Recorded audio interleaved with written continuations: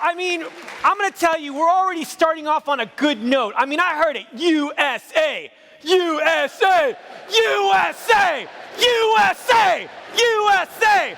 Man, I love this. Hey, listen, let me just tell you something real quick. I have literally traveled around the globe, my friends. I have been to so many countries. I've been to so many places and so many continents. And I'm here to tell you what 1,000%, with 100% conviction, there is no greater country in all of the world than the United States of America.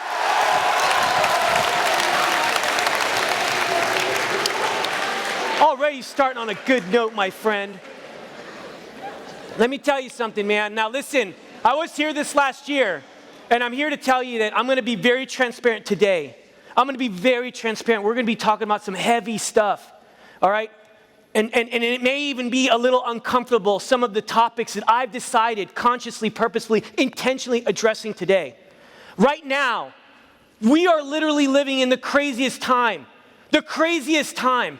When you start thinking about the political friction, you think about the social justice movement, you think about the pandemic, and then for me as a veteran, after 20 years, blood, sweat, and tears, the closure in Afghanistan, there is a lot of chaos happening in this whole world, right here, right now. And if there was ever a time, all the things your parents, leaders, spiritual mentors have ever shared with you about division and destruction and how the enemy is somehow, some way, infiltrating behind your fire base, your place of refuge, it is now. And it's clearly visible. When you think about this, that right now, there are so many people right now looking for hope. I don't know how many of you guys actually have TikTok? Raise your hand. Hopefully you don't get in trouble for that.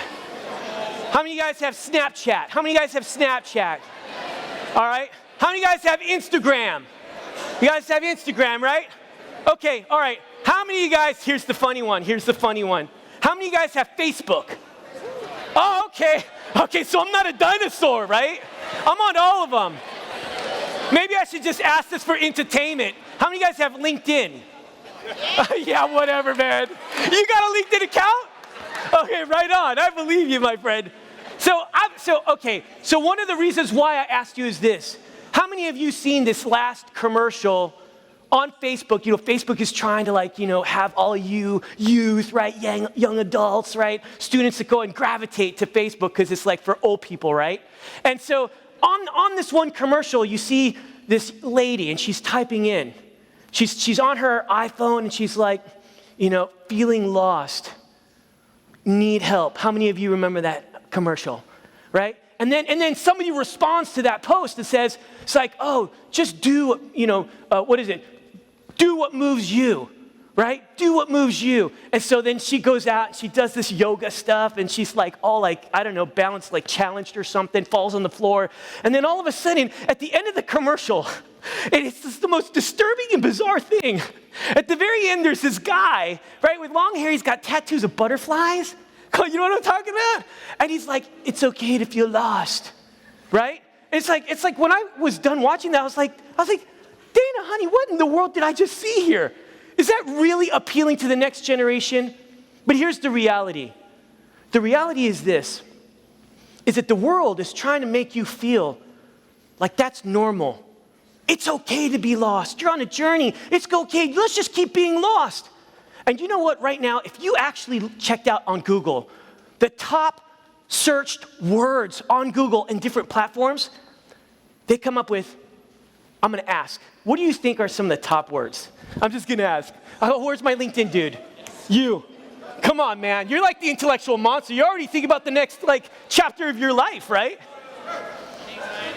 Anxiety. Oh, man, you're good. What's your name? Trevor. All right. He's a stud. Well, what's up? I'm Trevor, man. I got my LinkedIn account. Whatever.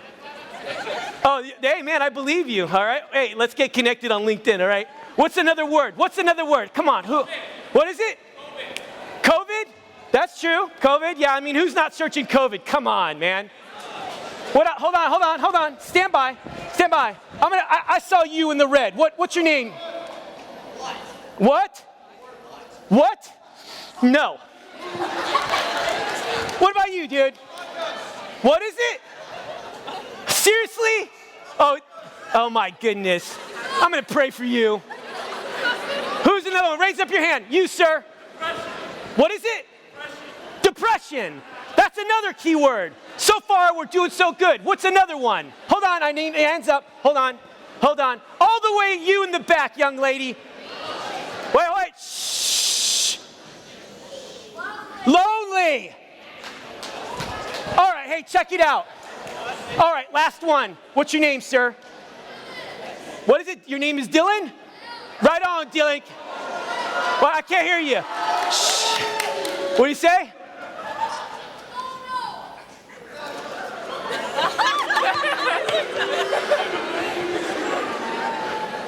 Let me tell you something. Listen up. The top search words right now, isolation, depression, anxiety. I'm going to ask you a really serious question. What do you think is the biggest threat in your age group, ma'am? Hold on. Oh, yeah, you're like, what's going on? Okay, I put you on the spot. Come on, sister. What's your name? Mental illness is one of them. What do you think else? Minds and our thoughts. Let me explain something to you. Did you know that when you grab, literally, you talk about cancer, heart disease, AIDS, birth defects, strokes, pneumonia, influenza, chronic lung disease combined, do you know that what outweighs all of that? What kills more in your age group than all of those things combined? Suicide.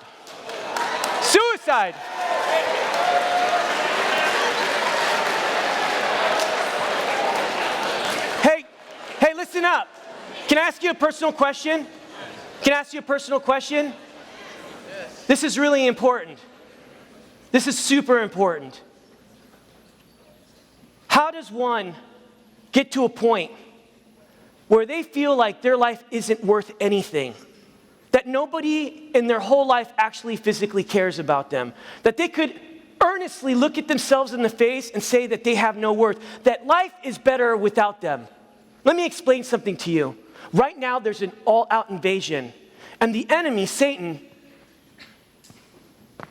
is trying to steal the freedom that you have to take your own freedom. This is a real epidemic. Over 20 veterans, my people, take their lives every single day. By the day that I get out of this message, one of my brothers that I bled with, that I fought with, maybe one that I spent so many months in the hospital with, takes their life. And the reality is that the enemy's figured out how to infiltrate behind you using the greatest weapon of all kinds, the technological systems that we have in the palm of our hands. Listen up. The reality is that is a major killer. And the reality is that people are feeling insignificant right now. I'm here to talk to you about something that's very important. And listen, this is super important because if there's anything at all that when you walk away, you understand one thing, that God has a plan for you. Each and every one of you, and these plans are to win and to persevere. That there's a whole war out there, and the God of the universe has given you, the commander of the universe has given each and every one of you a superpower. People call them gifts. I like to call them superpowers because I believe that we're all called to be avengers. We're all called to fight against an enemy for a righteous cause. America needs champions. Now, what I want to do right now is I want to define what a champion is. Now, many of you have never, ever possibly seen an actual physical hard copy dictionary. Most of you have not, okay? All right? And I'm an old school kind of guy. I like actual physical books. I have a library in my office, right?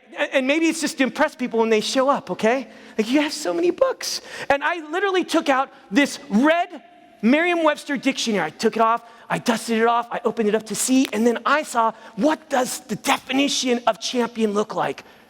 Well, this is what Merriam-Webster says. Someone that has won a contest or competition, especially in sports. Well, that makes a little bit of sense. I read the second one. Someone who fights or speaks publicly in support of a person, belief, or cause. Okay, that's true. A militant advocate or defender, a champion of civil rights. Well, that is true as well. And then the last one that I saw said, one that does battle for another person's rights or honor. Let me explain something to you. If you asked me what the definition of a champion is, I would have given you an entirely different definition. So what did I do? I went to my printer, I grabbed a piece of paper, 8.5 by 11, I grabbed myself a pencil, and in no particular order and no particular importance, this is what I wrote. The definition of a champion to me is this. After 20 years fighting the extreme terrorist network, the grit and the grind, you ask me what I think the definition of a champion is? This is what I wrote. One, who keeps their eye on the prize and doesn't allow anyone or anything to get in the way. One, who is relentless and ferocious for a cause that's not just worth living for, not just worth fighting for, but worth dying for. Oh, I'm not done.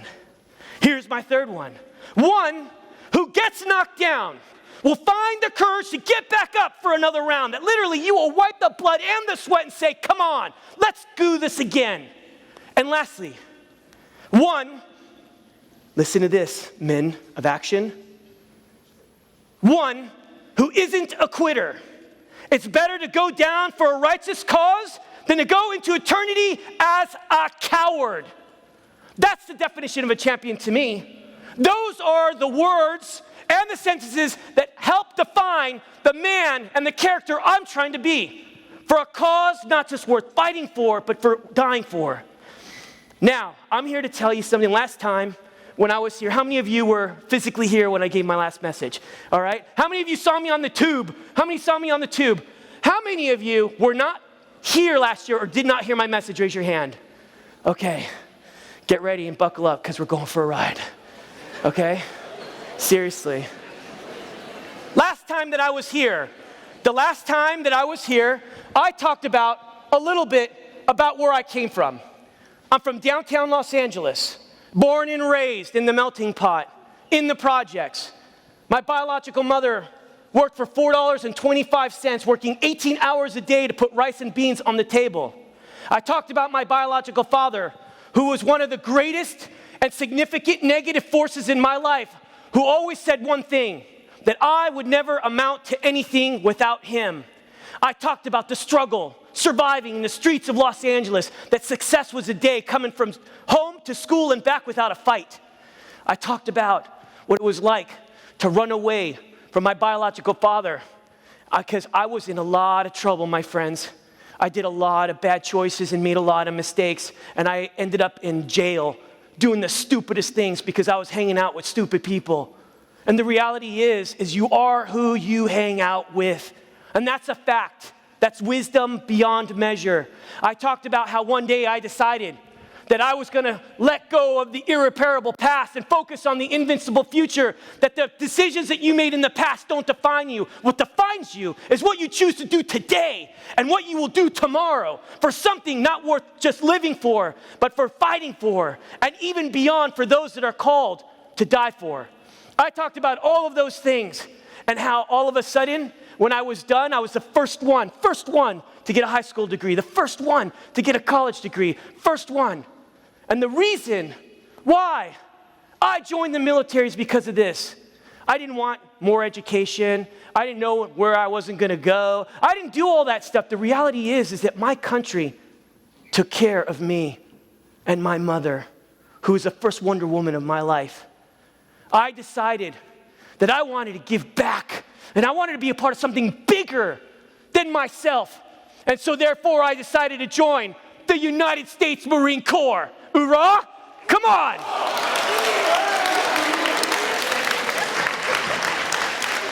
Get some, man. What are you guys? You guys are raising up some patriots, man. Like, geez, like some Spartans and stuff like that, man. And the reality is this. When I joined the Marine Corps, I was part of the 2003 invasion. I shared what it was like for the first time in my life to be involved in killing. It's been 20 years that we were in war. And the reality is that there are really bad people out there. And the fact of the matter is that there's a lot of violence, and there's a lot of death, and there's a lot of sacrifice. We talked about how I had conducted numerous operations, Afghanistan, Iraq, and how I came home and how I was busted up, my friends. But it was there, on that mountain in the Corngold Death Valley, the commander of the universe did a miraculous thing, and it was like a divine intervention, and I was surrounded by hundreds of enemy, hundreds of Taliban, and somehow, some way, from the north to the south, the west, and the east, like they were surrounded everywhere, and somehow, some way, we were able to bomb our way out. We were able to gun our way out, and somehow, some way, after 7 days of combat operations, and 3 days, 72 hours, and no sleep, I somehow, some way, found my way home. And the God of the universe captured my attention, and on that mountain, I told God, the commander of the universe, if you save me, if you save my brothers, if we all come home in one piece, I will know without a shadow of a doubt that it is you and you alone that saved our lives, and I will worship you the rest of my days. And the fact is that unfortunately, it comes to the point where complete surrender requires almost your life. It really does. And so when I was coming home on that Black Hawk and I was coming home, I realized, man, I made a commitment, so now what? And it was there when I was coming home, the war at home, the God of the universe started unveiling my eyes. And he started showing me all of the sin, the stuff that I was doing. And how in the world did I not understand? How did I not see what I was doing? You know what I realized? I realized that I was an egomaniac. And that I was selfish. And the only person that was looking out, me for me. And I hurt a lot of people along the way.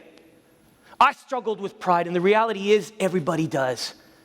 And I remember just sitting there and I'm laying down and my heart is beating and I was starting experiencing things like PTSD. How many of you know what post-traumatic stress disorder is? Tell me one symptom of PTSD. Raise your hand, sir. Suicidal. It's suicidal ideations is one of the symptoms that arise.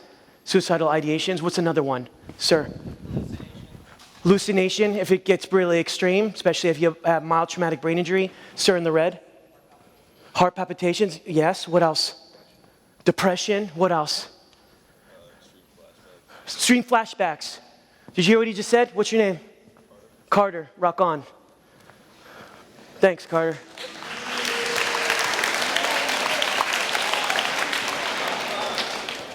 Listen to me. I'm laying down on my bed. I'm looking around. And all of a sudden, I had my flashback. It wasn't the first one, it was many. And there I was. We were hunting down the third most wanted person, most wanted extreme terrorist in Iraq, on the border of Iraq and Syria. We called him AJH. He was responsible in putting bombs in schools just like this one. He put bombs in and he would kill all of the kids. And I'm telling you right now, I was so passionate about finding him. And the reality is finally all of the intel gathered together and they said, we know exactly where AJH is. And I remember my heart was beating and I'm sitting there on a couch and I'm looking for that green light. And as soon as that green light comes on, I'm jumping on a Black Hawk or I'm going on and we're going to do a helo assault force or we're going to do a ground assault force like a GAF or whatever it may be. But I'm going to find AJH and not only am I going to capture him, but I'm going to kill him. That's what my thinking was, because this man was killing people, innocent people, just to make a point. So everyone would be scared. And so there we were on a desert operation, and I remember how hot it was with all of my kit. And we're looking for this guy, and all of a sudden, after several days, we get this call on the net. AJH showed up, so all of our intel of where we were headed, he wasn't there. And you know how we found out? He put another couple bombs in some marketplace, and the report showed 50 were dead and 150 were maimed. And I was so angry because I was the one that received the intelligence and gave it to the special forces team. And we're sitting there and we're trying to hunt down one of the most dangerous people in the whole world and think about how many lives we would save if I could just find this guy and take him out. And I remember how we turned around and I felt so sick to my stomach. And as we went into Sinjar, right there, I called it the Sinjar Blood Massacre. And it was like mayhem. Everybody was running around and there was fathers carrying their dead sons and there were mothers dragging their dead children. And all the blood was in the road and there was such mayhem we couldn't actually even get into the hospital. We decided to make the hospital the place where we were going to provide security and then start making sure to figure out what was going on. And so we went around the corner and then we went into the hospital and I remember there I remember the stench of blood, and it was dark. And I started getting sick to my stomach, and all of a sudden on the net, we hear that there's a suicide bomber coming. And so we have to keep our head on a swivel. And at that point, I almost threw up. I almost threw up because I was so sick to my stomach because we had not found this guy. That no matter how much time, money, and energy that we put into it, he's still out there. And I got on top of that roof, and I'm sitting there with my interpreter, and I got cobras overhead, and I'm just looking around, and I just felt so terrible. And then all of a sudden, dun, dun, dun, dun, dun, dun, rounds started flying, hitting the walls and flying over my head, bullets zipping over my head. And it was there. The bad guys ended up commandeering one of the police officers' trucks, and they had a machine gun right in the back. And then all of a sudden, he's just gunning, and there I am, completely exposed. And I wake up, and I was sweating profusely, and I was like, I thought I was there, and I was screaming at the top of my lungs. And I was right home in my own bed. I remember that day. Bad guy didn't get me that day. And I'm looking around, and there's holes in the walls, and there's doors torn down. I did that. I did it. I didn't even know what happened. I lay back down. I'm going back to sleep. I get another flashback. And this one was worse than the first. I shared how abusive my biological father was. And I'm here to tell you, listen, it's amazing what fathers will do. The words that they say. I remember very few times did I ever see my biological father, but this one time, it was my birthday, and I was 11 years old, and I was coming home, and I was seeing him in his 2-bedroom, 2-bath apartment. And every time I came home and I was able to see my biological father, I slept in the kitchen with a mattress down on the ground.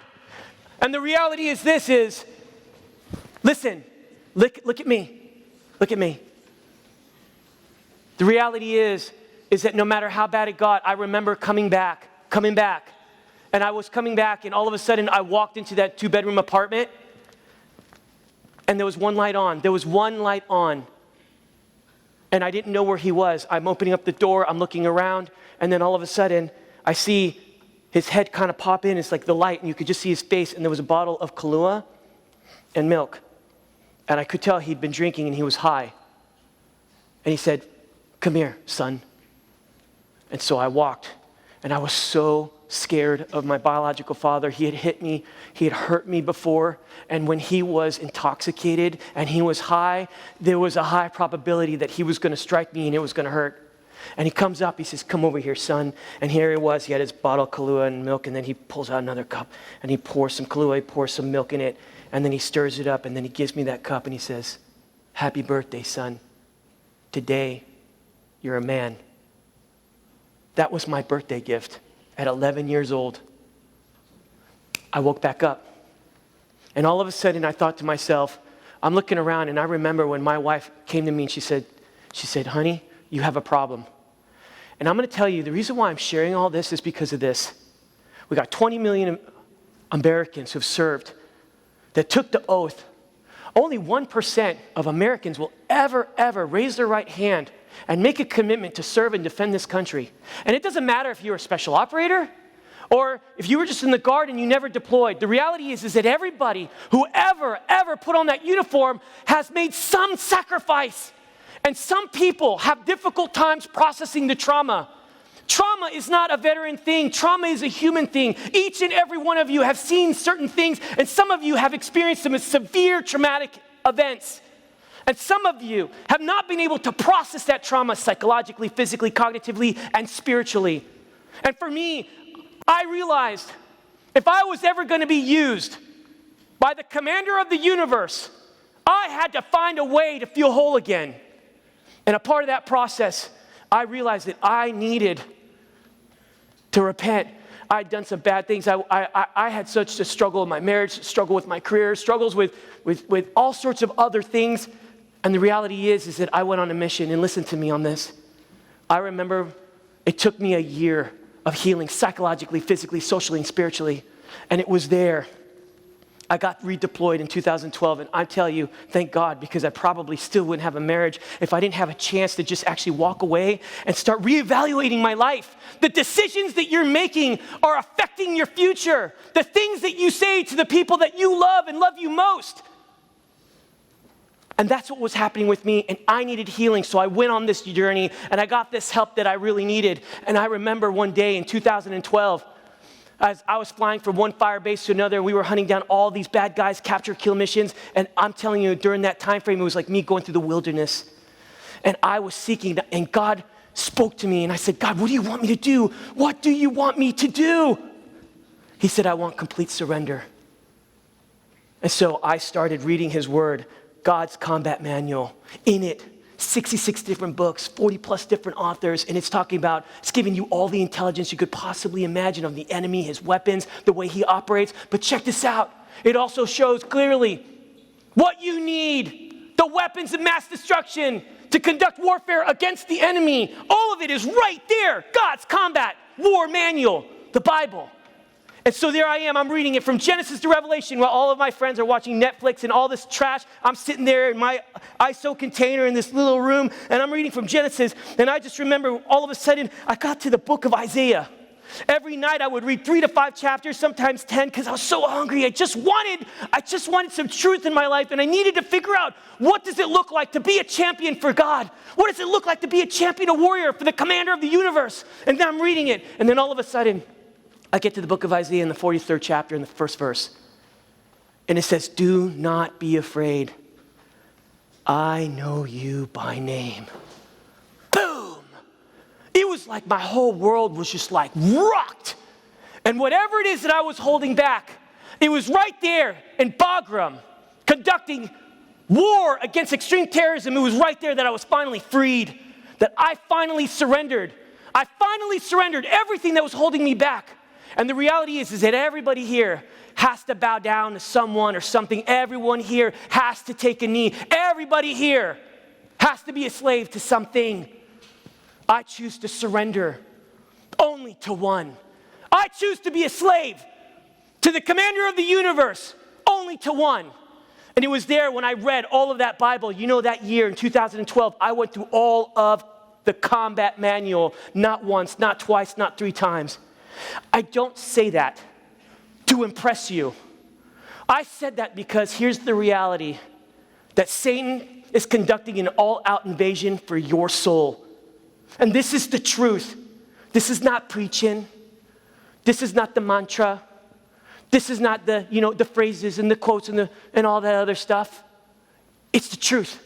Because Satan is going to do everything he can to divide you and to destroy you. And that's a fact. And you know how I know? Just look at the results. The second leading cause of death is suicide. That's the fact. And so there I was there. And I remember right after that, I got up the next morning and I went to go and talk to my friend. And this is so important. I was trying to explain to him about what happened that day. And it was the first time I felt empowered. This guy, an interpreter, walks on in. This is kind of a little hooch, and there's a Gatorade. There is a fridge, and the guy walks in. Nobody's talking. It was really awkward, by the way. He walks in. He grabs a Gatorade. He opens it up, and then he just drinks it. You can hear him gulp, look, and then all of a sudden he's like, ah. It's like a Coke commercial or something. And then I look at him. I look at my friend, and then all of a sudden, I said quite possibly the stupidest thing that you could possibly say to anyone that you've never, ever even met.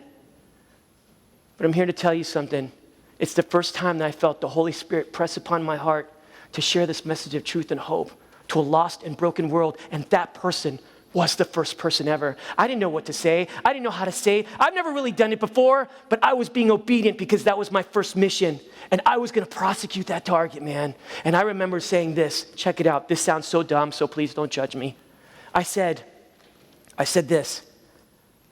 I looked at him and I said, if I could offer you water where you would never thirst again, would you take it? See how awkward that was? That's how it was. That was pretty weird, wasn't it? Thank goodness we sat and talked first, so now it's not so bad. But the reality is that's the case. He looked at me, and the reality is he looked around, and all of a sudden he goes, yeah, I would take it. And so for 3 hours, the first time in my life, man, I was conducting all-out warfare. There was a fight in all the heavens for one soul. And by the third hour, I finally finished with this. And I don't want to mess this up. And I all of a sudden, I quoted this, and I read this just the evening before. I said, the Lord bless you and keep you. The Lord make his face to shine upon you and gracious to you. The Lord lift up his countenance upon you and give you peace. And all of a sudden, his eyes were so open. He goes, dude, do you know? Where'd you get that? Where'd you get that? He said, my mom, every night when I was a kid, would say those exact words to me every night for me to go to sleep. I mean, like every night. And I said, give me one good reason why you won't accept the commander of the universe right here, right now. And he said, okay, let's do it. It's the first one. And he gave his life to Christ. I didn't know what I was doing, but I sure knew who I was doing it for. And I knew why I was doing it. And when I came home, all of a sudden, I started reevaluating everything that I did. I came back and I started thinking about what does it look like to be a champion. And I made recommitments. I reconciled with everybody. Here, listen to this on this one. So important. I wanted to be used in such an incredible way by the God of the universe, by the commander. And the way that I did it was this. I literally wrote down a list of everything and everyone that I ever hurt. Everyone. And I went to them and I asked them to forgive me. And I'll be honest with you, some of it was unnecessary, but let me explain something to you. I wanted to be used with such an incredible force. I wanted to be relentless, and I want to be a world changer. I want to be used where I'm going to make an atomic impact for all of eternity. I knew that when I was fashioned and crafted by the creator of the universe that I was called to do something extraordinary. But how could I be used if I would not let go of the irreparable past and focus on the invincible future? How could I, if I have sinned against my brother, how could I not? How can I continue doing the things of the kingdom if I can't even reconcile and ask forgiveness from my brother or my sister? And so what I did was this. I understood the power. I heard the voice, here I am, send me, in my mind. But then God spoke and he said, who shall we send? Who will go for us? And that's when I actually raised up my hand. Let me explain something to you. God has a plan for each and every one of you. And he has a purpose. You see, it says in the scriptures in Proverbs 19:21 that you have your plans. You have yours. You have yours. You have yours. You have yours. And you think you know where you're headed. But 19:21 says God's plans endure forever. He's going to accomplish his mission. And the reality is, out of 7 billion people in the whole world, the God of the universe knows each and every one of you by name. I want to say this. When I came back, I decided to start serving. And we ended up making a film called Surrender Only to One. How fitting, right? And in that film, we raised $1 million because I got sick and tired of going to war and seeing the brothers. We were dodging bullets, dodging rocket-propelled grenades. We were even getting blown up, coming back. I've spent a year in the hospital, on medical leave, recovering from my injuries. These are the guys somehow, some way, we made it out alive. And some reason, 6 months, a year, 2 years down the road, I get a phone call. And my brother of Valor took his life. Suicide took his life. And it's gut-wrenching. So I decided I wanted to do something. Let me explain to you. It doesn't matter what you say. It's what you do that defines you. So I decided to make this film, and tens of thousands of people have seen it. We won 6 national awards. We've been all over the country showing this film so that people would be freed, because you know what? The enemy wants to keep you a prisoner of war. Each and every one of you are struggling with something. I don't know what it is. Maybe there's abuse going on in your life. Maybe you feel so isolated. Maybe you feel insignificant. Maybe you feel like, you know what? He's talking to me. Because just this morning I woke up and I looked at myself in the mirror and I said, I just wish I would be dead. All of these thoughts, everything I just mentioned, I've experienced myself. And I was this close that the enemy closed with and destroyed me and took my life.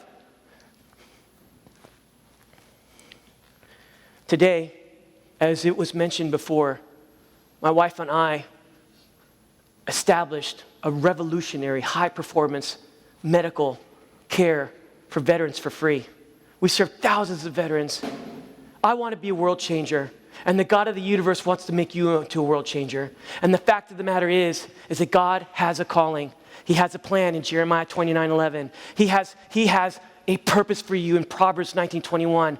And today, Isaiah 6:8, the God of the universe is calling each and every one of you by name to be a world changer. Friends, listen to me. The enemy will do everything he can to end you. Each and every one of you. The God of the universe has different plans. I will say one last thing, because I only got 2 minutes before that stinking bell rings. Listen to me. Satan will call you by your sin. He'll say you're worthless. You did this wrong. You cheated. You're a liar. You're selfish. On and on and on. You're worthless. You're a loser. Look at you. You're stupid. Satan, that's what Satan does, but Jesus calls you by your name. You hear what I'm saying? Satan will call you by your sin. Jesus will call you by your name. Today, the God of the universe is calling each and every one of you to be champions for our righteous cause. When you leave today, the reality is that you have a lost and broken world, and each and every one of you can be world changers to champion the greatest cause of all of history. This is not just about veterans. This is not just about our people in the community. This is about freedom. The world is filled with depression. So today, I challenge each and every one of you to be a champion for the most righteous cause in all of history. I thank each and every one of you for this opportunity. May God bless America. God bless King's Academy. And God bless each and every one of you. Thank you.